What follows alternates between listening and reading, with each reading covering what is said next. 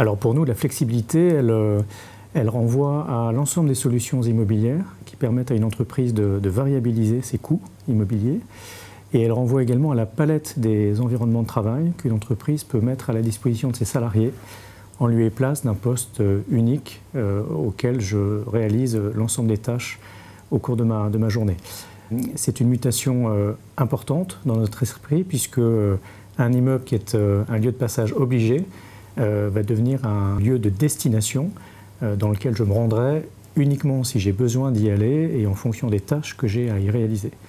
Et cette révolution de la flexibilité, elle concerne tous les secteurs d'activité. Par exemple, dans le secteur automobile, Toyota se voit d'ici 20 à 25 ans comme un fournisseur global de solutions de mobilité dans lequel le fait de construire des voitures sera juste une possibilité parmi d'autres.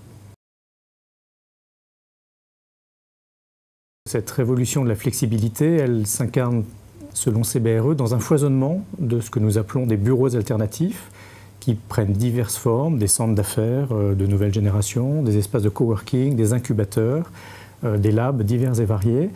Et l'on recense aujourd'hui à peu près 11 000 espaces de ce type qui croissent fortement, plus 15% par an environ, le phénomène étant assez récent puisqu'il remonte à 5 ans.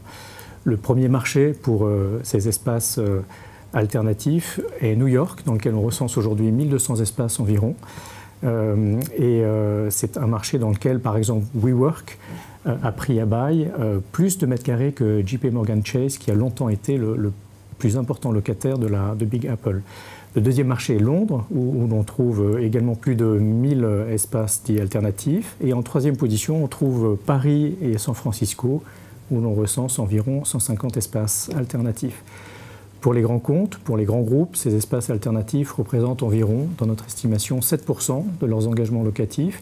Des acteurs importants comme Thales, par exemple, disposent de 250 postes de travail dans l'espace créé par WeWork, rue Lafayette à Paris. Le foisonnement de ces espaces, à notre avis, résulte de la conjonction de 3 facteurs. Le premier, évidemment, ce sont des valeurs locatives élevées. Il n'est pas étonnant qu'on trouve beaucoup d'espaces dits alternatifs dans des villes comme New York ou Londres. Le deuxième facteur, ce sont évidemment des baux dans ces marchés qui sont longs, 25 ans à Londres, 9 ans voire plus en France. Et le troisième facteur qui vient stimuler la création d'espaces alternatifs, c'est la présence d'une économie de la connaissance très forte, très présente, à travers des start-up de toute nature et à travers une économie très, très tertiarisée. Alors les entreprises que nous connaissons bien chez CBRE, elles réagissent à cette nouvelle donne en déployant massivement des stratégies dites de flex office, en mettant en œuvre des espaces dynamiques. Nous avons interrogé un certain nombre de grands comptes français, tous sans exception, mettent en œuvre du flex office avec des ratios très proches, environ 0,8 postes par salarié. Et ce phénomène est mis en œuvre conjointement avec des politiques dites de home office, de travail à domicile, à hauteur en général de 2 jours par semaine à la discrétion du manager. Les 2 constats que nous dressons face à ce phénomène en France sont les suivants. Le premier, c'est que les grandes entreprises, les entreprises structurées, emploient des millennials, des jeunes, qui ont des attentes très spécifiques en matière de convivialité, d'espace dynamique, mais encore beaucoup, évidemment, de cadres plus anciens, plus seniors, qui, eux, ont des attentes qui portent plus sur le confort des espaces de travail qui leur sont proposés. Et l'enjeu des entreprises est évidemment de faire cohabiter harmonieusement ces 2 types de populations avec des attentes très, très différentes.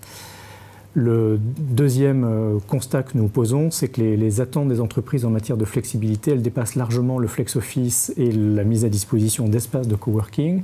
Les grands groupes que nous interrogeons souhaitent en fait qu'on leur mette à disposition des immeubles complets qui leur seraient facturés par poste de travail, par exemple, avec une gestion par le propriétaire de l'ensemble des postes de dépenses, le loyer, les charges, la fiscalité, les aménagements, les coûts relatifs au facilities management, par exemple.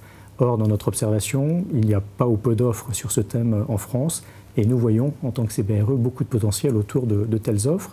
Par exemple, aux États-Unis, à New York, WeWork a mis en place un tel immeuble pour le compte d'IBM sur environ 7000 m² et pour 600 collaborateurs. CBRE peut aider au mieux les entreprises françaises grâce à sa présence globale, qui nous permet entre autres d'être présents aux États-Unis, à Los Angeles, là où se trouve le siège social du groupe, ce qui nous donne un point d'observation absolument unique sur les grandes tendances, y compris technologiques, qui traversent le secteur de l'immobilier.